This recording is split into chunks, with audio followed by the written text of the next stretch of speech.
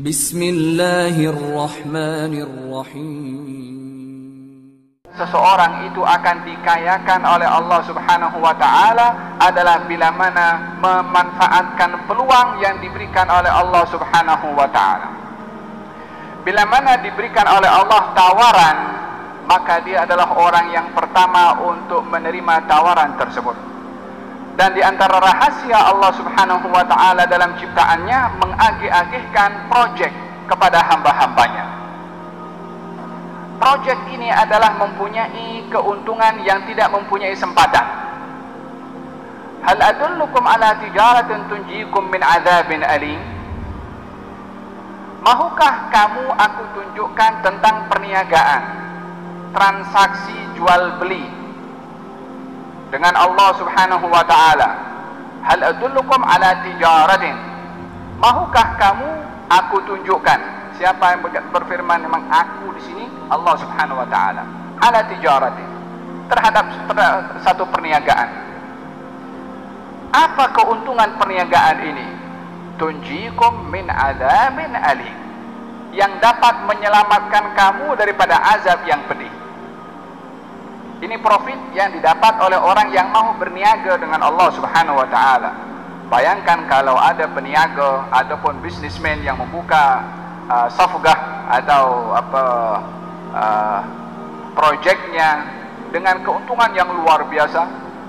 Apa yang berlaku? Zaman kita sekarang kalau ada projek besar, masing-masing cuba untuk lewat pintu belakang untuk mendapatkan projek tersebut. Hanya kehidupan di dunia, manfaatnya kehidupan di dunia sahaja.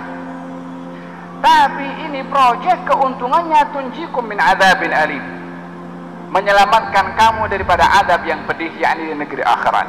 Ya Allah, fasabiqun as-sabiqun, yang mahu bersaing dan berlumba-lumba untuk berniaga dengan Allah Subhanahu wa taala. Rahimallahu semoga Allah merahmati seorang sahabat Nabi bernama Abu Dahdah. Mendengar firman Allah Subhanahu wa taala, man dzalladzi yuqridullaha qardan hasanan fayudha'ifahu lahu ad'afan katsira. Siapa yang mahu menghutangkan kepada Allah, yang pulangan daripada hutangan itu kepada Allah akan dibayar berlipat kali ganda oleh Allah Subhanahu wa taala. Ya salam. Allah terkadang menggunakan kalimat perniagaan, terkadang menggunakan kalimat jual beli, terkadang menggunakan hutang piutang. Siapa yang kaya pada hakikatnya? Bukankah Allah Maha Kaya? Lalu kenapa untuk Allah menawarkan siapa yang mau menghutangkan kepada Allah Subhanahu wa taala? Menghutangkan bukan kepada orang, bukan kepada yang Maha Kaya. Tapi di sini Allah menggunakan bahasa hutangan, bahasa hutang sesuai dengan kadar kapasiti kemampuan manusia, supaya manusia sadar bila mana menghutangkan kepada Allah, dirinya tahu yang namanya hutang kena kasih balik. Yang namanya hutang kena kasih balik. Yang berhutang Allah Subhanahu wa taala. Kata baginda Rasulullah sallallahu alaihi wasallam, orang yang paling baik dalam berhutang ahsanuhum qada'an. Orang yang paling baik di dalam membayar hutang, yakni hutang yang paling baik adalah orang yang bayar hutang dengan terbaik. Macam mana orang bayar hutang terbaik? Emma dia mengawalkan bayaran hutangnya sebelum waktunya, atau dia membayar hutang lebih daripada jumlah yang dia berhutang kepadanya tanpa syarat. Kalau dengan syarat akan jadi riba. Kullu qardin jarra naf'an fahuwa riba. Setiap hutang-hutang yang dijanjikan adanya pulangan yang lebih, maka ianya riba.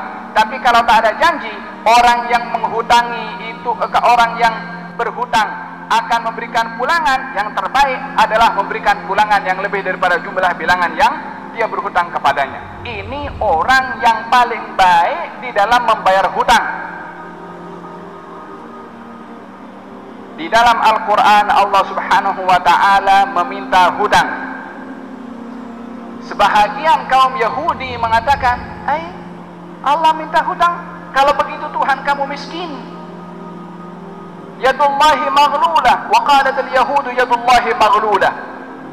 Yahudi mengatakan kepada Rasulullah, Allah itu tangannya maghlulah, yang terkebelakang macam ni. Maksudnya apa? Tak punya apa-apa sehingga dia meminta hutang. Maksudnya mengolok-olokkan akan firman Allah di dalam Al-Quranul Karim, yang menawarkan hutang kepada manusia dianggap oleh orang Yahudi kalau Allah adalah miskin. Mentaliti orang yang memahami ayat Al-Quran tanpa dasar ilmu Al-Quranul Karim. Berapa ramai di zaman kita sekarang orang berbicara Al-Quranul Karim, bahasa Arab tak pandai,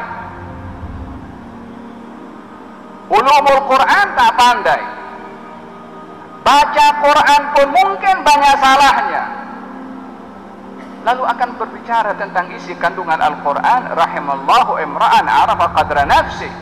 Semoga Allah merahmati orang yang tahu kapasiti dirinya itu siapa.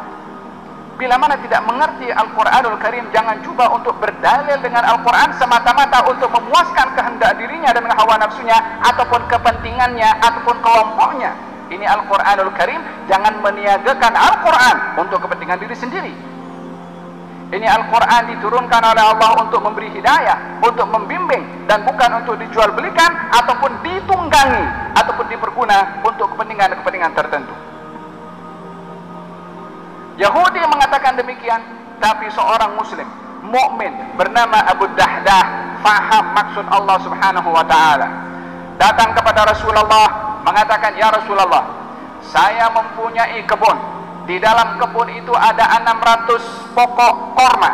Di dalam kebun itu juga ada rumah saya, dan di situ Ummu Dahdah dan anak-anaknya ada, yakni istri dan anak-anaknya. Saya sedekahkan, saya hutangkan harta saya 600 pokok korma dengan rumah yang ada di dalamnya, saya hutangkan kepada Allah Subhanahu wa taala untuk menunggu pulangan dari Allah Subhanahu wa taala yang berlipat kali ganda." Kata baginda Rasulullah sallallahu alaihi wasallam, "Sungguh bertuah Abu Dahdah, sungguh berapa banyak di syurga daripada pokok yang dimiliki oleh Abu Dahdah, yang di syurga itu satu daun sahaja, orang lalu di bawahnya, di bawah naungan daun itu, satu daun 100 tahun perjalanan. Satu daun 600 pokok korma, kalikan berapa kali ganda akan dilipat gandakan oleh Allah Subhanahu wa taala. Wallahu yudha'ifu liman yasha. Allah akan melipat gandakan kepada siapa yang dikehendaki. Jangan guna matematik dengan Allah Subhanahu wa taala. Akan memperkecil pemberian Allah bila mana kita menggunakan matematik dengan Allah Subhanahu wa taala. Kita selalunya menggunakan matematik kepada berapa yang kita keluarkan, tapi jangan menggunakan matematik kepada apa yang akan diberikan oleh Allah Subhanahu wa taala kepada kita. Wallahu yudha'ifu liman yasha. Maka Abu Dahdah datang ke kebunnya mengatakan, "Ya Ummu Dahdah," mengatakan kepada istrinya, wahai ibu kepada Dahdah dan anak-anaknya, "Keluarlah kamu daripada rumah itu, sesungguhnya aku sudah sedekahkan rumah dan juga pokoknya, dan saya hutangkan kepada Allah Subhanahu wa taala." Kata istri Abu Dahdah mengatakan, "Sungguh bertuah jual beli ini." Ajib, kita Ummu Dahdah tak berfikir kena duduk di mana setelah ini. Kalau berlaku dengan, coba balik rumah nanti, cuk try bahasa iman. Ummu Dahdah tidak bertanya nak duduk di mana, terus akan dijawab oleh Ummu Dahdah, "Sungguh bertuah jual hutangan ini kepada Allah Subhanahu wa taala, packing ambil barang keluar daripada rumahnya." Hakala tarbiyah yang dididik oleh Nabi sallallahu alaihi wasallam kepada sahabat baginda Rasulullah sallallahu alaihi wasallam. "Hal adullukum ala tijaratin tunjikum min adzabin alim."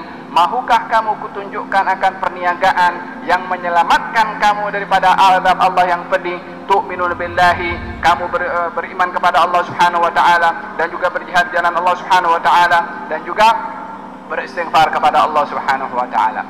Bahagian daripada seorang yang kaya dengan Allah bila mana mengambil peluang tawaran dari Allah Subhanahu wa taala dalam berniaga. Perniagaan kita dengan Allah melalui amal yang saleh.